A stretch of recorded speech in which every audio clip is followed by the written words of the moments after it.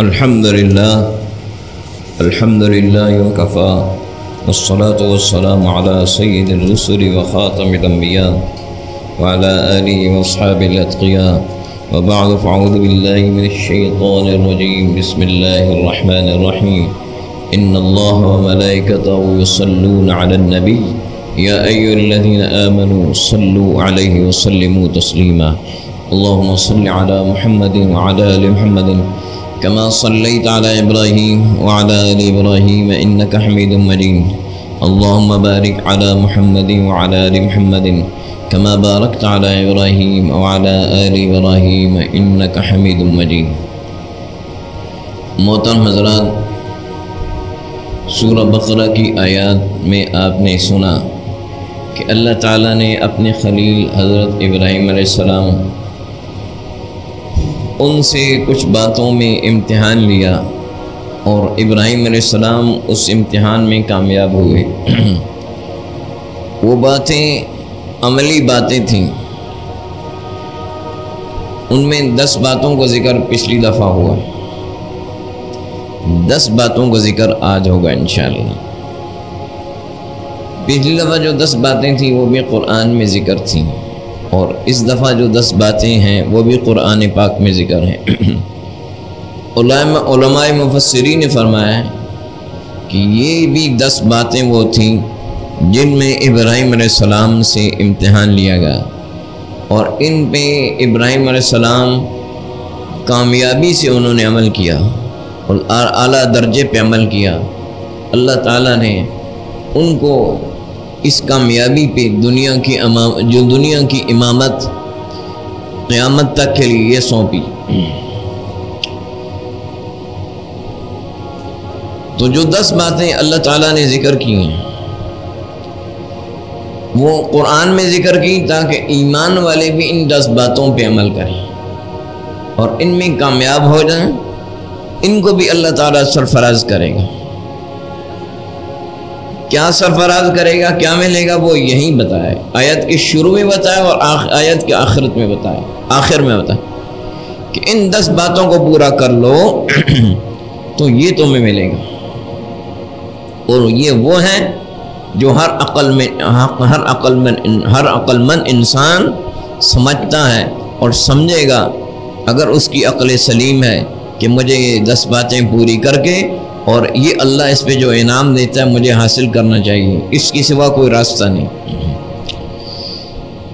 سب سے پہلی بات، اس میں کچھ باتیں سورہ المؤمنون میں ہیں اور کچھ باتیں سورہ اضافی باتیں سورہ المعارج میں۔ سب سے پہلے اللہ تعالیٰ فرما رہے ہیں قد افلح المؤمنون، یقیناً دنیا اور آخرت میں کامیاب ہو گئے ایمان والے، فلاح پا گئے ایمان والے۔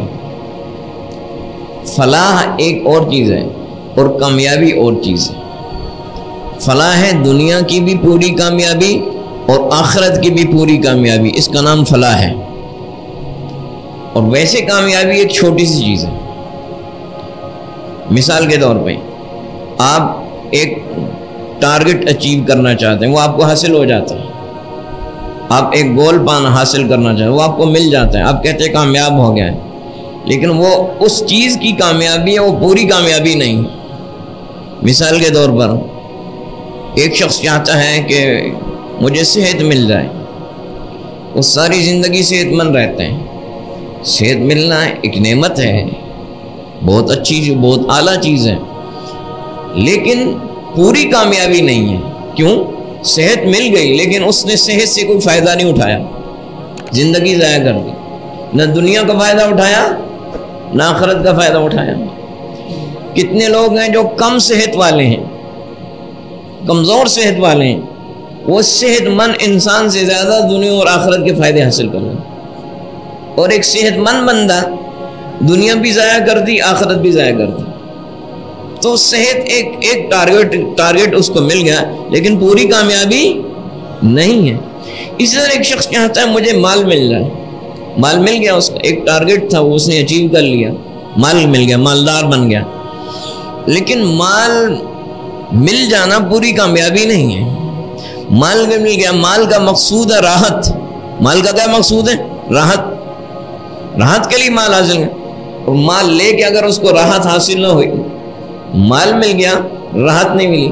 کتنے لوگ ایسے ہیں جن کے پاس بے پناہ مال، بے پناہ دولت، بے حساب، لیکن وہی مال ان کی بیماری کا سبب بنا. اسی مال کی کوئی بھی پریشانی، مال کی سینکڑوں پریشانی ہیں، زمینوں پہ قبضے، جائیدادوں پہ قبضے، مال ضائع ہو جانا، ڈوب جانا، آگ لگ جانا وغیرہ وغیرہ. مال کی پریشانیوں کی وجہ سے کتنے بیمار ہوئے، مال کی پریشانیوں کی وجہ سے کتنے موت کے گھاٹ اتر گئے، ہارٹ اٹیک ہو گئے. تو مال تو آ گیا لیکن راحت نہیں ملی. سمجھ گئے؟ تو یہ وہ کامیابی ہے جو چھوٹی چھوٹی لیکن پوری کامیابی نہیں. پوری کامیابی اور چیز ہے، یاد رکھنا. اللہ تعالیٰ جو بتا رہا ہے پوری کامیابی دنیا کی و آخرت کی، قد افلح المؤمنون، اس کا نام فلاح ہے، اور فرمایا یہ پوری کامیابی دنیا و آخرت کی صرف ایمان والوں کے لیے، یہ صرف ایمان والوں کے لیے. چھوٹے چھوٹے مقصد تمہیں مل جائیں گے لیکن پوری کامیابی نہیں. ایک آدمی چاہتا ہے مجھے بادشاہ مل جائے، ہو سکتا ہے مل جائے اس کو، لیکن بعض دفعہ بادشاہ پریشانی کی زندگی گزار رہے ہوتے ہیں اور غیر بادشاہ ان سے زیادہ سکون کی زندگی گزار رہے ہوتے ہیں. لوگ بادشاہوں کی وجہ سے قتل ہو جاتے ہیں، ان کی اولادیں قید ہو جاتی ہیں. تاریخ میں پڑھ لیں کتنے بادشاہوں کے ساتھ قتل ہو گئے، اولادیں غلام بن گئی، پورا کا پورا گھر قتل ہو گیا.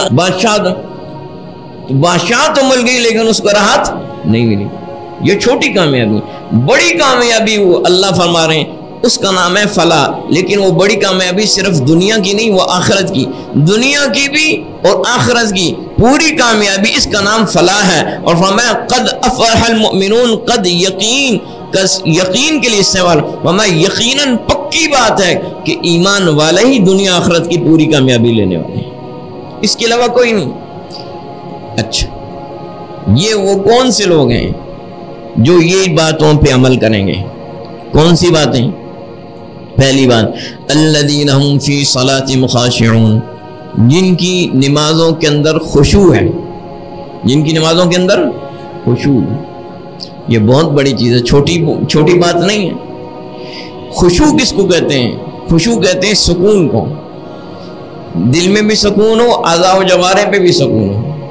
دل میں اعضاء و جوارح میں سکون، رکوع سجدہ ہر چیز اطمینان سے ٹھہر کے قوما جلسہ، اور دل میں سکون ہو کہ دل میں دائیں بائیں کے خیالات کو نہ لائے اور پوری توجہ نماز کی طرف رکھے، جو پڑھ رہا ہے جو کہہ رہا ہے، اور اللہ تعالیٰ کے ساتھ اس کا رابطہ ہو.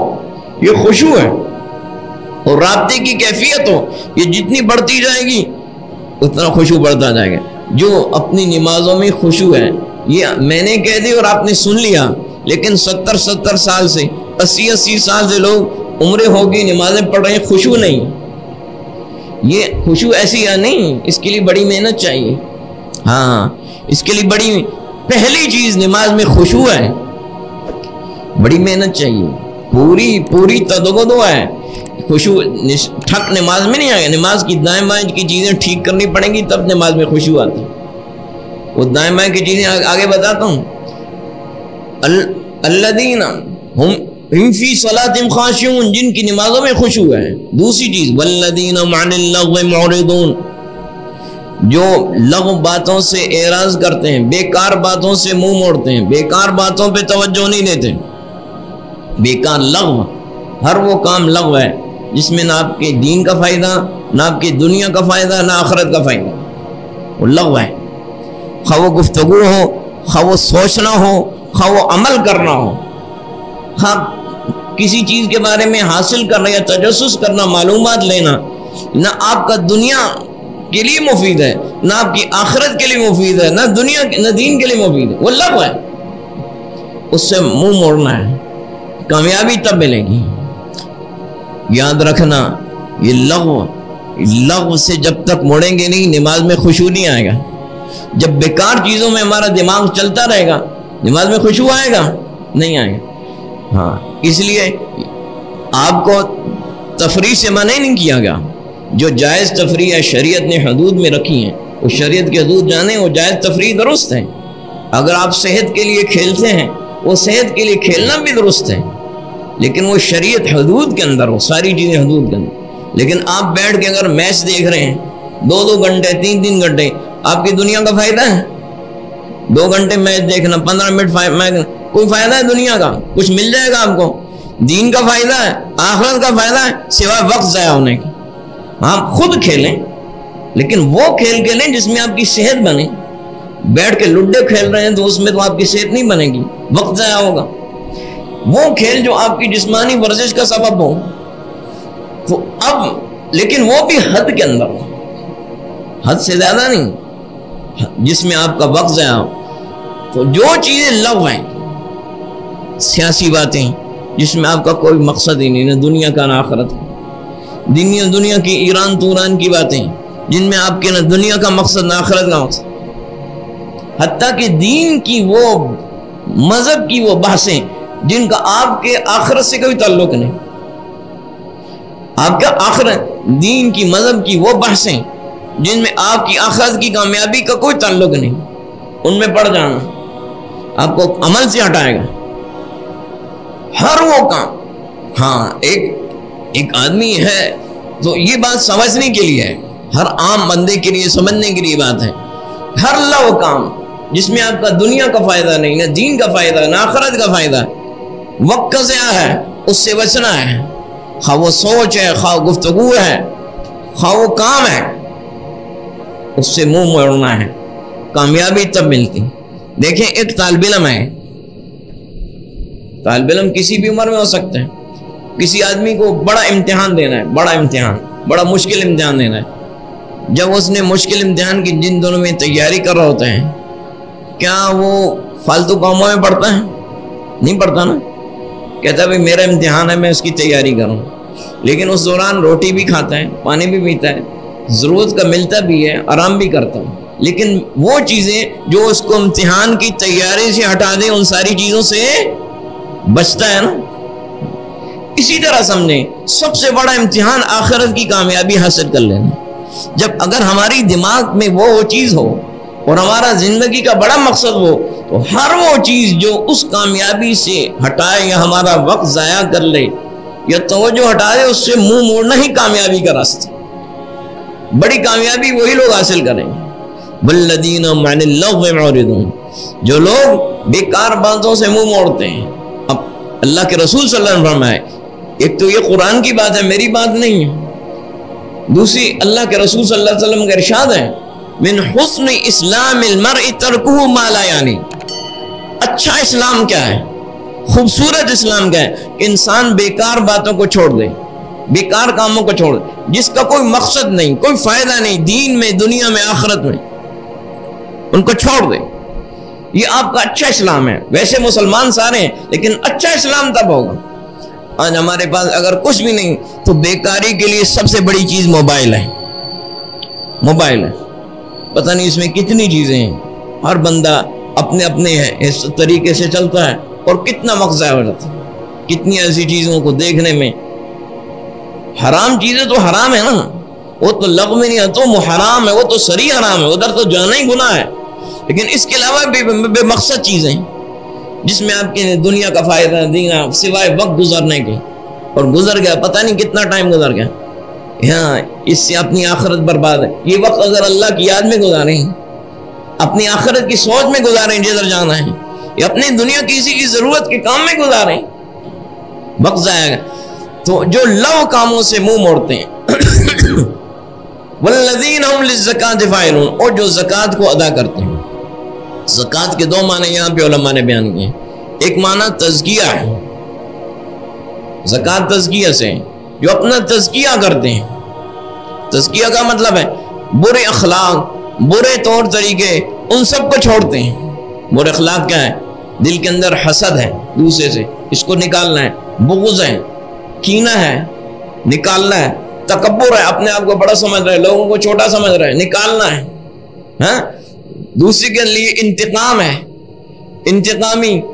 انتقامی کیفیات ہیں، بے شمار چیزیں برے اخلاق کی، ان کو دلوں سے اپنے اندر سے صاف کرنا ہے، ہاں تزکیہ، بد اخلاقی، بد زبانی، بد کلامی، برا معاملہ تبھی کرتا ہے جب انسان کی طبیعت میں برائی ہو، خرابی ہو، وہ اندر کی چیزیں باہر آتی ہیں. جب کسی کے ساتھ معاملہ ہوتا ہے، خرابی، بگاڑ، مروت نہیں ہے، دوسری کا خیال نہیں، یہ بہت ساری چیزیں ہیں، ناشکری ہے، ناقدری ہے، بہت سارے اپنے آپ کو تزکیہ اسی کا نام ہے. دین نے اس پہ حکم دیا اپنے آپ کو برے اخلاق سے صاف کرو. اور زکوٰۃ کا ایک معنی زکوٰۃ ہے، جو اللہ نے حکم دیا زکوٰۃ دینی ہے، اس طرح دینی ہے، اس زکوٰۃ کو ادا کرتے ہیں. اور حقیقت میں وہ زکوٰۃ بھی تزکیہ کی طرف لے کے جاتی ہے، کیونکہ انسان کی جو برائیوں کی جڑ ہے وہ مال کی محبت ہے، اور جب مال نکالتا ہے تو دل پہ چوٹ پڑتی ہے، اور جب دل پہ چوٹ پڑتی ہے تو جو برائیوں کی جڑ ہے دنیا کی محبت وہ کم ہوتی ہے، تزکیہ کی طرف جاتے ہیں زکوٰۃ سے. والذین هم لفروجہم حافظون، جو اپنی شرمگاہوں کی حفاظت کرتے ہیں. یہ سننی ہے، جاگ کے سننی ہے، سونا نہیں ہے. جو اپنی شرمگاہوں کی حفاظت کرتے ہیں، یہ بڑی ضروری بات ہے، شرمگاہوں کی حفاظت. اور اگلی بات، اللہ تعالیٰ نے انسان میں جو بھی انسان کی ضرورتیں ہیں اس کا راستہ بتایا، اس کا راستہ ہے. کھانے پینے کی ضرورت ہے، اس کا بھی راستہ ہے، حلال راستہ ہے. اگر یہ بھی ضرورت ہے اس کے لیے نکاح کا حلال راستہ اللہ نے رکھا، شریعت نے راستے رکھے ہیں، اس کو اپنایا جائے. شرمگاہوں کی حفاظت. آگے فرمایا فَمَنِ ابْتَغَىٰ وَرَاءَ ذَلِكَ فَأُولَٰئِكَ هُمُ الْعَادُونَ. شرمگاہوں کی حفاظت ضروری ہے. اور یاد رکھنا ہے شرمگاہوں کی حفاظت اس طرح نہیں ہوتی، اس سے پہلے بھی کئی چیزیں ہوتی ہیں ان کی حفاظت کرنی پڑتی ہے، تب جا کے شرمگاہ کی حفاظت ہے. خواہشات بھڑکتی ہیں، جن چیزوں سے انسان کی خواہشات بھڑکتی ہیں اور جن چیزوں کی وجہ سے انسان ادھر جاتا ہے، ان سب کو اللہ نے روک دیا. غالباً پچھلے دنوں میں یہی باتیں میں نے آپ کو بتائی تھی یا کہیں اور بتائی تھی کہ اللہ تعالیٰ فرما رہے ہیں، یہ نہیں فرما رہے کہ زنا نہ کرو. اللہ فرما رہے ہیں وَلَا تَقْرَبُوا الزِّنَا، زنا کے قریب نہ جاؤ. یہ نہیں کہا زنا نہ کرو، میں زنا کے قریب نہ جاؤ، یعنی جو چیزیں کرنے سے تم زنا کی طرف جاؤ گے، خواہ وہ ایسی چیزوں کو دیکھنا ہے تصویروں کی صورت میں، تفریح کی صورت میں، ایسی تصویروں کو، یا عورتوں کا بے لباس ہونا ہے، یا ان کا اپنا نمائش کرنا ہے، مردوں کو ان کو دیکھنا ہے، یا مردوں عورتوں کا غیر ضروری اختلاط ہے، یا رابطے ہیں، یا تعلقات ہیں، یا غیر ضروری محبتیں ہیں، یہ ساری چیزیں زنا کی طرف لے کے جاتی ہیں. بہت سارے راستے ہیں اس کے، خواہ وہ میڈیا میں ہو، خواہ وہ چلتے پھرتے ہو، خواہ سامنے ہو، خواہ روز کی اٹھک بیٹھک میں ہو، یا خاندانوں میں ہو، یا کہیں باہر کے تعلق جہاں بھی ہو، وہ سارے راستے جو بے حیائی، کیونکہ اللہ نے فرمایا انما حرم ربی الفواحش ولا تقربوا الفواحش ما ظہر منها وما بطن، ظاہری بے حیائی اور پوشیدہ بے حیائی اس کے قریب بھی نہ جاؤ. بے حیائی دیکھنے سے بھی ہے، بے حیائی بولنے سے بھی ہے، بے حیائی سوچنے سے بھی ہے. ان سب چیزوں سے خواہشات بڑھتی ہیں. جو ان چیزوں سے بچے گا اس کی شرمگاہ بچے گی، جو نہیں بچے گا وہ خطرے میں. اب اس کا راستہ نکاح ہے. نکاح کو آسان بنانا یہ بھی اس کا حصہ ہے. نکاح کو آسان بنانا، نکاح کو شریعت نے آسان بنایا ہے. نکاح تو ایک بڑی نعمت ہے، لیکن معاشرہ اس طرف جا رہا ہے نکاح کو عیب، نکاح کو مشکل، عمر کی قید لگائی جا رہی ہے، اتنی عمر تک نکاح، اتنی عمر تک نکاح نہیں. جو شریعت نے قید نہیں لگائی وہ قید نہیں ہے. بہت ساری چیزیں ہیں. تو نکاح وہ راستہ ہے جو شریعت نے بتایا ہے، جو انسان کی، جو اللہ نے چاہتے رکھی اس کا راستہ بھی رکھا ہے. دین فطرت ہے اور اس کا راستہ ہے وہ صحیح راستہ ہے. اس سے ہٹ کے جس نے راستے پر فرمایا فَمَنِ ابْتَغَىٰ وَرَاءَ ذَلِكَ فَأُولَٰئِكَ هُمُ الْعَادُونَ، جو اس سے ہٹ کے جو بھی شہوت رانی کا راستہ اختیار کرے گا، جو اللہ نے راستے رکھے ہیں جائز و طریقے و حدود، وہ حد سے بڑھنے والا ہے. ہاں وہ کوئی بھی طریقہ ہو، شہوت رانی کے سینکڑوں طریقے ہیں، سینکڑوں طریقے ہیں، سینکڑوں. اور دن بدن تو بے حیائی کے طریقے نئے سے نئے ایجاد ہو رہے ہیں، نئے سے نئے. اور جو لوگوں کے دلوں سے اس کی برائی نکل جائے، ہمیں جو اس سے ہٹ کے شہوت رانی کرے گا، خواہ وہ دیکھ کے ہو، خواہ سن کے ہو، خواہ کسی طریقے سے ہو، بے شمار طریقے ہیں. شیطان چالیں بنا رہا ہے روز بروز اور لوگ اس پہ پھنستے جان. فَأُولَٰئِكَ هُمُ الْعَادُونَ، یہ حد سے بڑھنے والے ہیں. اگلی بات وَالَّذِينَ هُمْ لِأَمَانَاتِهِمْ وَعَهْدِهِمْ رَاعُونَ، جو اپنی امانتوں کا خیال کرتے ہیں. ایک امانت وہ ہے جو آپ کے پاس کسی نے چیز رکھ دی، وہ بھی امانت ہے، لیکن امانت کا بڑا وسیع مفہوم ہے۔ اگر آپ کسی جگہ ملازم ہیں تو وہاں ملازمت کر رہے ہیں، وہاں کی جو چیزیں ہیں اس ادارے کی وہ آپ کے پاس امانت ہے۔ آپ کے پاس کوئی فنڈ ہے وہ امانت ہے۔ آپ کسی دکان میں کام کر رہے ہیں، وہاں کی چیزیں آپ کے پاس امانت ہیں۔ آپ کے پاس جو اولاد ہے وہ بھی امانت ہے، ان میں خیال کریں، اللہ نے جو بتایا اس طریقے سے ان کی تربیت کریں، وہ بھی امانت ہے۔ آپ اگر کسی نااہل آدمی کو، یہ عہدے بھی امانت ہیں، نااہل آدمی کو عہدہ دے دیتے ہیں، یا آپ نے امانت میں خیانت کی، خواہ چھوٹا عہدہ ہو، چپڑاسی کا عہدہ ہو، خواہ بڑا عہدہ ہو، صدر پاکستان کا عہدہ ہو، نااہل لوگوں کو عہدے سونپنا یہ امانت میں خیانت ہے۔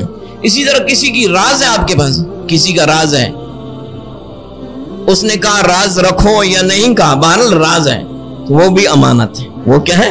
امانت ہے، اس کو نہیں ذکر کرنا کسی سے، یہ امانت ہے، اللہ نے اس کو پابند کیا ہے۔ آپ اس کی راز کو کھولیں گے کہ اس کو نہیں پسند میرا راز کھولا ہے، تو آپ کیا ہو جائیں گے؟ گنہگار ہو جائیں گے، امانت میں خیانت کرنے ہو۔ وہاں فرعون جو اپنے عہدوں کو پورا کرتے ہیں، عہد کو رہے ہیں، خواہ وہ مالی عہد ہو، مالی معاملہ ہو، ملکی معاملہ ہو، یا کسی طرح کا میں معاملہ ہو، کوئی ایگریمنٹ ہو، تحریری ہو یا زبانی ہو، اس کا خیال کرتے ہیں۔ خواہ وہ قوموں کا معاملہ ہو، افراد کا معاملہ ہو، کسی نوعیت کا عہد ہو، ایگریمنٹ ہو، اس کو وہ خیال کرتے ہیں۔ ہاں، عہدوں کو خیال کرنا یہ بڑا ضروری ہے، عہد جو ہے۔ اور سورہ معارج میں فرمایا والذین بشہاداتہم قائمون، جو اپنی گواہیوں پہ قائم ہیں، گواہیوں کو صحیح طور پہ ادا کرتے ہیں۔ گواہی صحیح طور پہ ادا کرنا یہ بڑی ضروری چیز ہے۔ گواہی ایک وہ گواہی ہے جو آپ عدالت میں دیتے ہیں، صرف یہ گواہی نہیں، گواہی کی بہت ساری قسمیں۔ اگر آپ نے کسی کے بارے میں کہا ہے کہ اچھا آدمی ہے اور اچھا نہیں ہے، تو آپ غلط گواہی دے رہے ہیں، آپ غلط گواہی دے رہے ہیں۔ کسی نے کہا جی ہمیں ملازم چاہیے، آپ نے کہا جی یہ بندہ رکھ لیں، اچھا آدمی ہے، لیکن اچھا آدمی نہیں ہے، آپ کا کچھ اس میں مفاد ہے یا نہیں ہے، آپ نے غلط گواہی دی۔ اسی طرح آپ ووٹ دیتے ہیں، نااہل آدمی کو ووٹ دیتے ہیں، یہ بھی غلط گواہی دے رہے ہیں۔ تو گواہی کی بہت ساری قسمیں، گواہی صحیح اور سچی دینی ہے، دین کا حکم ہے، خواہ گواہی ہماری ماں کے خلاف ہو، باپ کے خلاف، ہاں ماں کے خلاف ہو، باپ کے خلاف، یہ دین کی بڑی بات ہے، یہ اسلام کی شان ہے۔ محدثین جو حدیث ہم تک پہنچی ہیں، یہ اللہ نے بڑا عبادت کی ہے، عدل۔ محدثین نے بیان کیا، ہاں میرا باپ ٹھیک ہے لیکن حدیث اس سے نہیں لینی، اس سے حدیث نہیں لینی کہ وہ عادل نہیں ہے، سچی گواہی دی۔ اس لیے باپ کے خلاف بھی گواہی ہو دینی ہے، بیٹے کے خلاف بھی گواہی ہو دینی ہے، یہ حق ہے، یہ امتحان ہے، اور اس میں یہی چیک ہوتا ہے۔ آگے بات فرمایا والذین فی اموالہم حق معلوم للسائل والمحروم، جن کے مالوں میں حق ہے، جانا وہ حق، مانگنے والے کے لیے اور نہ مانگنے والے کے لیے، یہ بھی سننا ہے۔ جن کے مالوں میں حق ہے، ان لوگوں کے لیے جو مانگتے ہیں اور ان لوگوں کے لیے جو نہیں مانگتے۔ اچھا، جو اللہ تعالیٰ نے فرمایا حق ہے، مانگنے والوں کے لیے اور نہ مانگنے والوں کے لیے، یہ تھوڑا سا سمجھنا ہے۔ نہ مانگنے والا اس کو بھی دینا ہے، مانگنے والا اس کو بھی دینا ہے، لیکن مانگنے والا کس کو دینا ہے اس کو بھی تھوڑا سمجھنا ہے۔ نہ مانگنے والا ضرورت مند ہے، بے شمار لوگ ہیں، بے شمار لوگ ہیں، اتنے کہ آپ کے پاس پتہ نہیں کتنی بڑی دولت آ جائے، وہ دولت ختم ہو جائے گی، وہ لوگ نہیں ختم ہوں گے۔ جو نہ مانگنے والے محتاج ہیں، ضرورت مند ہیں، بے حساب لوگ ہیں۔ اس لیے غریب اور کمزور لوگوں سے محبت کرنا یہ دین میں پسند ہے، یہ دعا کی اللہ حب المساکین، نبی پاک صلی اللہ علیہ وسلم کی نماز کے بعد دعا، اللہ مسکینوں کو محبت دے مجھے۔ غریبوں سے قریب رہیں گے تو ان کے حالات پتہ چلیں گے۔ ایک وہ لوگ ہیں جو محتاج ہیں، مانگتے نہیں ہیں، ان کا بھی حق ہے، اور وہ لوگ جو مانگنے والے، للسائل والمحروم، مانگنے والے کا بھی حق ہے۔ مانگنے والا کون سا مراد ہے؟ جو ضرورت مند ہے، جو ضرورت مند ہے، جو پیشہ ور مانگنے والے ہیں۔ معتبر فتویٰ یہ ہے کہ ان کو نہیں دینا چاہیے، بلکہ ان کو دینا غلط کام پہ ان کی مدد ہے، غلط کام پہ مدد ہے، کیونکہ وہ غلط کام کر رہے ہیں، پیشہ ہے۔ اگر جو پیشہ ور بھکاری ہیں، لوگ ان کو دینا چھوڑ دیں تو وہ مانگنا بھی چھوڑ دیں گے کہ نہیں چھوڑیں گے؟ محنت مزدوری کریں گے، لیکن چونکہ ان کو لوگ دیتے ہیں تو وہ مانگتے ہیں۔ وہ غلط کام کر رہے ہیں، آپ ان کی مدد کرتے ہیں۔ یہ معتبر فتویٰ ہے، اس لیے پیشہ ور بیکاریوں کو نہ دو۔ ہاں ضرورت مند ہو مانگنے والا، ضرورت مند کا راستہ بند نہیں کیا، مانگنے کا راستہ شریعت نے بند نہیں کیا کہ آپ کسی میں ضرورت مند مانگنے والا اس کا تو فرمایا اس کا حق ہے، لیکن اب اس کا حل کیا ہے؟ یہ حکومت کا فرض ہے، جتنے بیکاری ہیں ان کو پکڑے، جو ضرورت مند ہے ان کی ضرورت پوری کرے، حکومت کی ذمہ داری ہے، اور جو ضرورت مند نہیں ہے ان کو منع کر دے اس بات سے، یہ حکومت کی ذمہ داری ہے۔ تو کیا فرمایا؟ جن کے مالوں میں حق ہے معلوم، مانگنے والے نہ مانگے۔ اچھا زکوٰۃ کا ذکر پہلے ہو چکا ہے، زکوٰۃ کا ذکر ہو چکا ہے، اس سے مراد زکوٰۃ کے علاوہ مال ہے، اس کے علاوہ زکوٰۃ کے علاوہ۔ یہاں یہ سمجھنا ہے اللہ نے حق کیوں قرار دیا؟ ہم تو سمجھتے ہیں زکوٰۃ حق ہے، لیکن اللہ تعالیٰ فرما رہے ہیں مانگنے والا نہ مانگنے والا اس کے لیے حق ہے۔ اس لیے اس کا مقصود کیا ہے؟ علماء و مفسرین اس کا مقصود یہ ہے کہ آپ اس کو پابندی اور اہتمام سے کریں۔ جیسے آپ کے پاس آپ ملازم ہیں، مہینے بعد ملازم کی تنخواہ دیتے ہیں کہ نہیں دیتے؟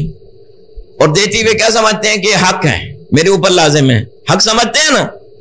اسی طرح زکوٰۃ کے علاوہ آپ لوگوں کی مدد یا دین کے کاموں میں یا دنیا کے کاموں میں جہاں آپ کا جتنا بس ہے، ہر آدمی کی استطاعت کے مطابق ہے نا، آپ وہاں پابندی سے دیتے رہیں اور کوئی احسان نہ سمجھے بلکہ اپنے اوپر لازم سمجھے، یہ حق ہے، یہ حق کا مطلب۔